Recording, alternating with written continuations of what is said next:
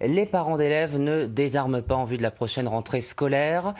En milieu rural, l'inquiétude est grande. Élus et parents craignent d'être la variable d'ajustement de la politique du gouvernement.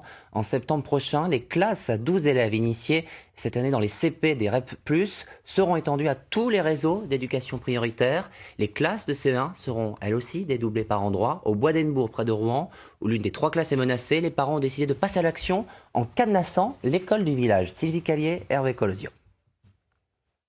Les classes sont restées silencieuses aujourd'hui au Bois d'Hennebourg. Ce sont les parents qui ont verrouillé les portes de l'école. Ils ne veulent pas perdre une des 3 classes à la rentrée prochaine et l'institutrice qu'ils apprécient. On est en campagne, on a un beau cadre de vie et on ne veut pas le gâcher avec des classes surchargées l'année prochaine. Et un enfant qui rentre le soir, qui est fatigué parce qu'il a passé une mauvaise journée, il est obligé de se tenir à carreau. Ma fille, l'année prochaine, par exemple, elle sera en grande section, plus un CP. Les parents d'élèves estiment qu'il y aura au minimum 56 enfants à la rentrée prochaine. Ils seraient donc répartis sur 2 classes. Le maire comprend les craintes des parents. Ils ont d'ailleurs récemment regroupé 30 enfants dans une salle pour voir. Il y a eu un essai par les parents d'élèves et c'est serré.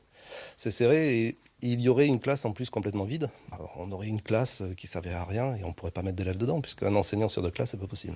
Les classes à 12 élèves pour les CEP et CE1 des quartiers sensibles, ici cela laisse un goût amer. Les parents ont l'impression que l'on retire des enseignants des zones rurales au profit des villes. On va pâtir de ça, ils vont mettre des postes en plus dans ces zones-là et nous on va en subir les conséquences. C'est 32 par classe, c'est juste pas possible.